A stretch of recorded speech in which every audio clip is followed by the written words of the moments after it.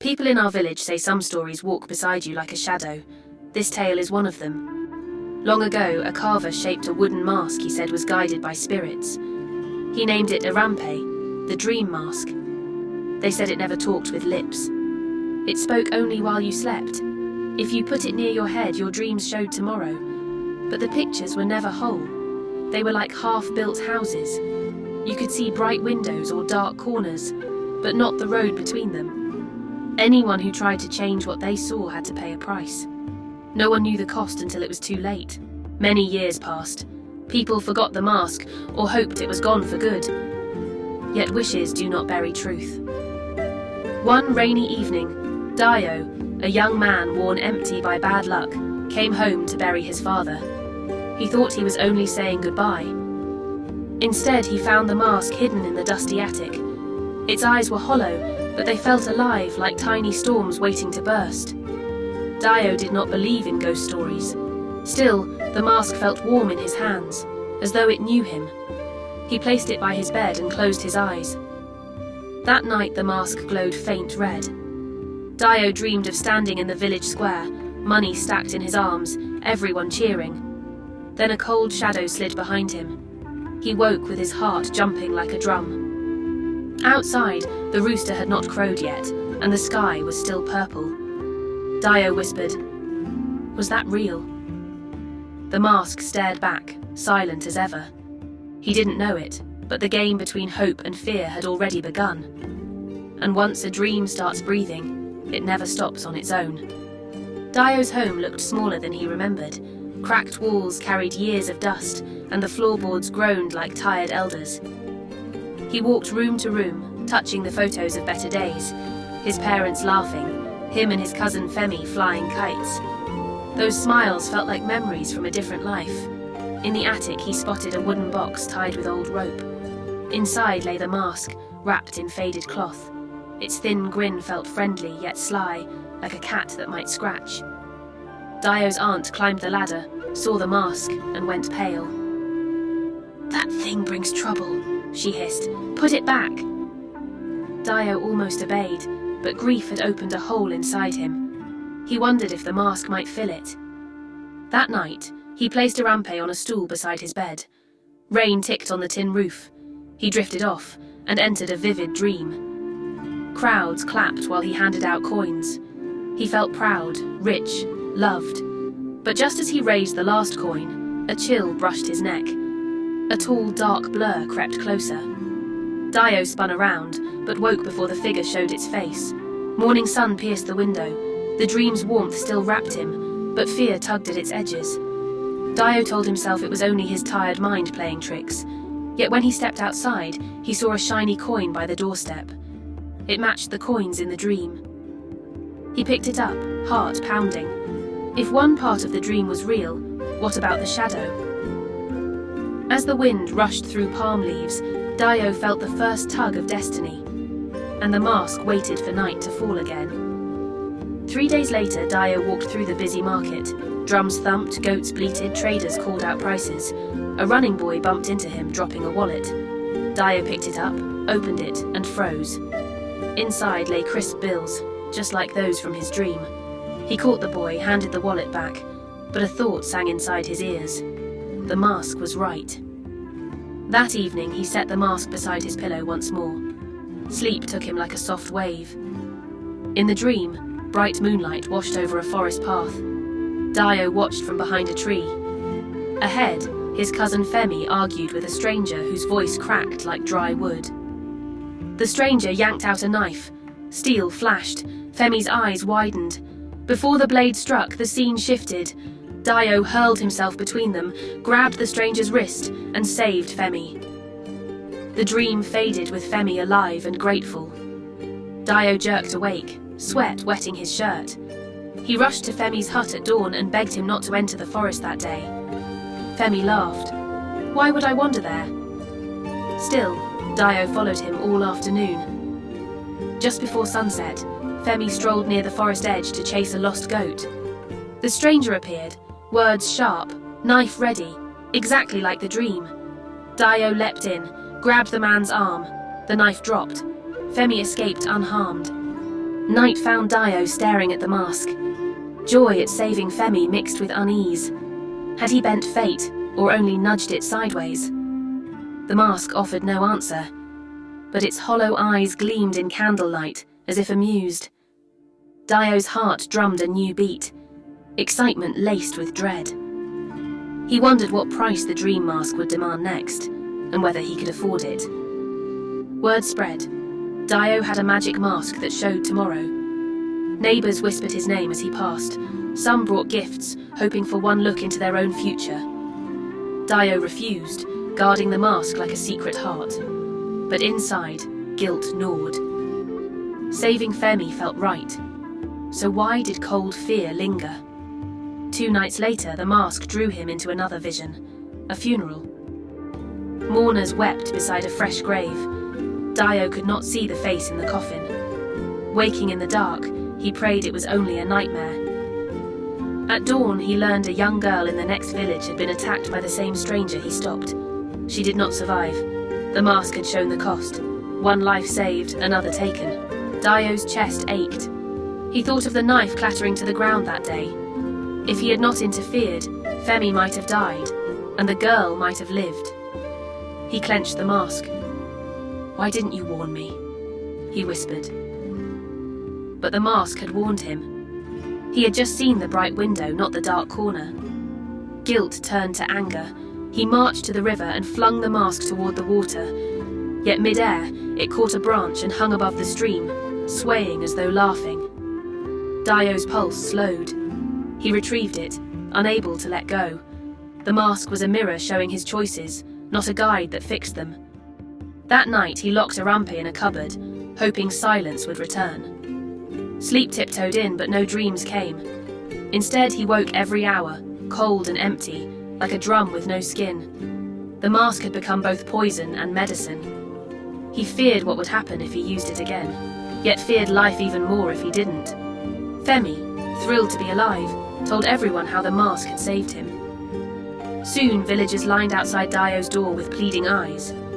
Mothers wanted to protect children, traders hoped for riches, lovers dreamed of perfect weddings. Dayo shook his head, but one woman pushed past. Her name was Sade. "One dream," she begged. "I must know if my farm will prosper." Against his better sense, Dayo let her place the mask by her mat. Sade dreamed of golden cornfields and fat cows. She woke smiling, sold her small field that very day to buy more land. Weeks crawled by, but no rain fell. Her new fields dried to dust. She lost everything. She blamed the mask, not herself. Stories twisted. Some said the mask gifted lies, others said it chose favourites. A brave hunter named Kola insisted on trying. He slept wearing the mask and dreamed of becoming chief. His grin froze on his sleeping face. Morning came, but Kola did not wake. Panic wrapped the village like fog. Anger burst. People shouted outside Dayo's gate. "The mask kills!" elders cried. "Destroy it!" young men argued. "No, its power is real. We just need to learn its rules." Fingers pointed, voices rose, fear grew fangs. That night Dayo felt the mask refuse him. He placed it near his pillow, but no dream opened. He tapped it, shook it, nothing. He felt hollow, as though the mask had chosen to ignore him now. In the quiet, a harder truth whispered. Perhaps it was he who needed the mask, not the other way around. And that need, like a thirst, was dangerous. Village elders gathered under the big Iroko tree. Grey beards wagged. "We must burn the mask tonight," they said. "It brings only sorrow." Across the square, younger villagers rallied. "Fire will waste a miracle," shouted one. "It just needs wiser hands." Dayo stood between both sides, heart heavy. He didn't trust the mask, yet deep inside he heard its silent hum, like a drumbeat promising answers. Torn, he slipped away and sought the oldest voice of wisdom he knew, Ireti, the blind priestess who lived by the hill shrine. Her hut smelled of herbs and rain-soaked earth.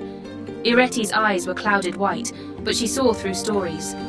Dayo knelt, mask in hand. She traced its edges with trembling fingers and sighed. "I know this face," she murmured. It showed me a shining city once. I tried to force that dream to life. In the end, I lost my sight, but gained clearer vision. Dayo shivered. Ireti spoke softly. The mask does not lie, but it never shows the middle path. It is a mirror, not a teacher. Dreamers misread what they see and twist tomorrow. She paused, touching Dayo's heart. What do you want from it? Dayo could not answer. Night fell. In the distance, torches flickered, elders marching to seize the mask. Youths armed with sticks met them. Shouts echoed. Dayo felt time slow. Ireti pressed the mask into his hands. Your choice will steer many lives, she warned. Lightning cracked above, and rain began to pour. With thunder shaking the hills, Dayo realized the storm outside was nothing compared to the one inside every dreamer. And dawn would reveal whether hope or fear had won. Dayo raced back to the square, rain slapping his face. Elders and youths glared across muddy ground. He stepped between them, mask held high. Listen, he shouted. The mask is not a prophecy machine. It only shows pieces. Your choices finish the story. Some faces softened, others hardened. Elder Adi said, Then throw it in the fire and free us. But young Amina cried, No, my sick brother can be saved if I see how.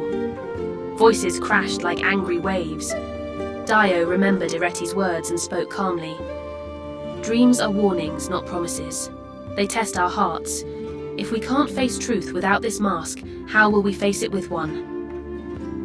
Silence fell for a heartbeat. Suddenly thunder boomed. Lightning struck a tall palm nearby, splitting it with a smoking roar. Sparks flew onto the hut roof. Flames licked dry thatch. Panic spread. Buckets formed relay lines. Rain poured, but the fire still hissed. Dayo, mask still in hand, joined the line, passing water. Amina helped too. Elders and youths worked side by side. Together they saved the hut. In that shared struggle, some anger cooled. When the last flame died, everyone stared at the charred palm.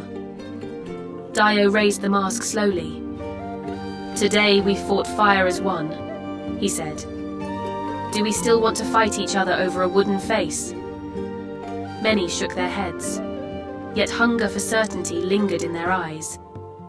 Dayo felt its pull too. He slipped the mask into a cloth bag and tied the knot tight. If the village couldn't decide, he would. He had to discover a path that didn't ask others to gamble with fate. But the mask whispered in his mind like wind through cracked doors. Dreams are coming, whether you invite them or not.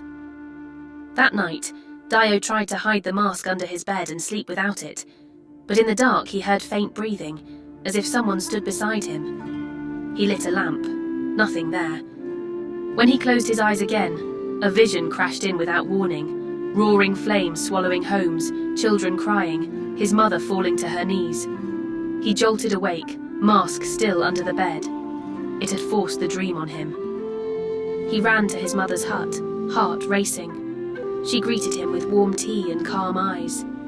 You look hunted, she said. He confessed everything. She listened, then held his hands.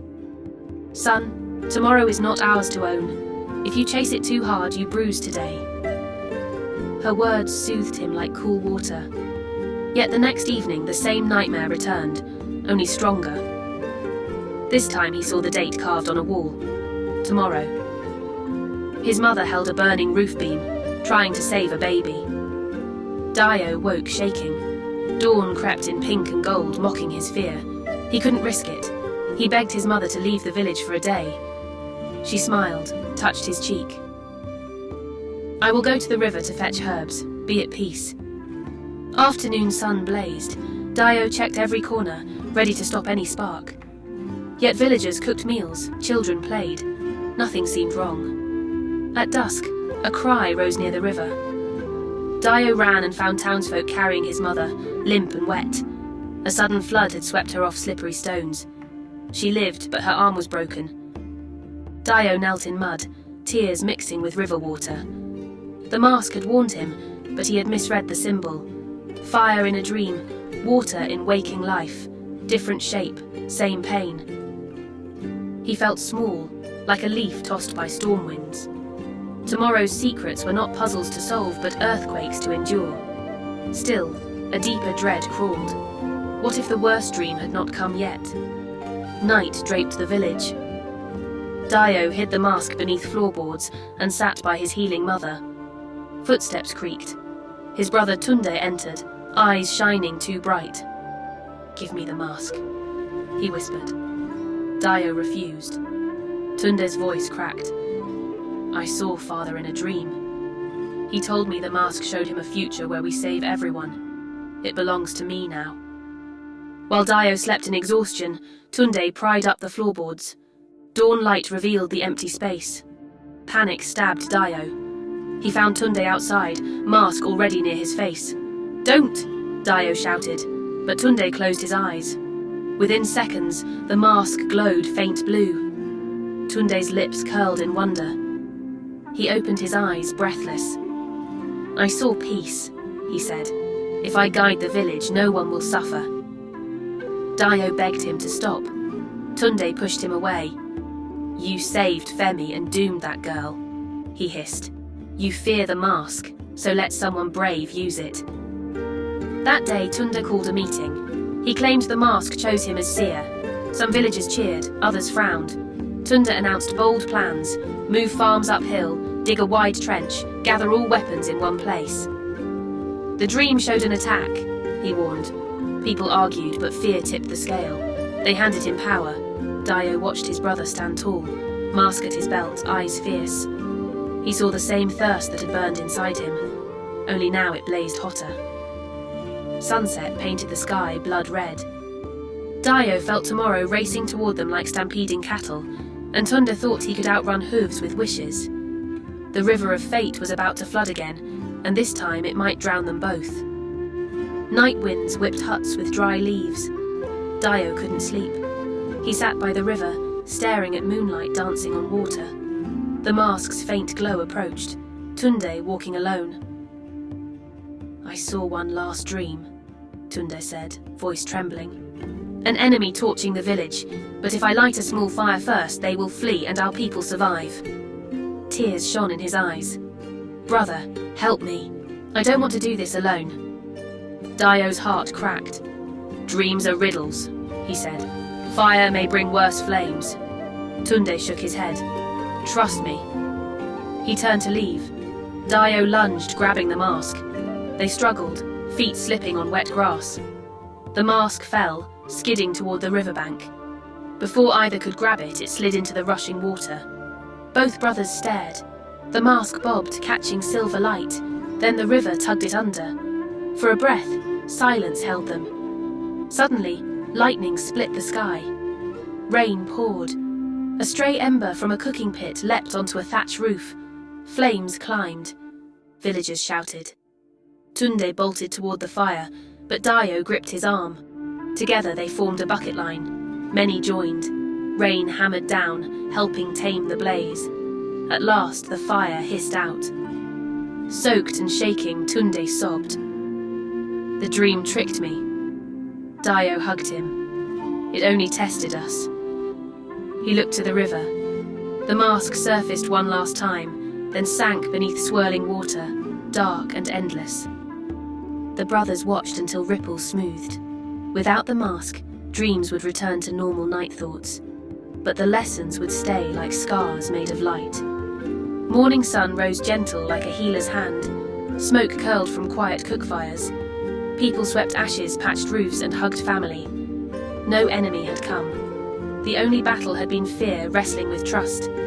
Elder Adi and young Amina met at the Iroko tree. They agreed on a new council, elders and youths sharing voice. They thanked Dayo and Tunde for stopping disaster. Tunde spoke softly. "I was blinded by pictures in my head. I forgot real-life lives outside them." Villagers nodded.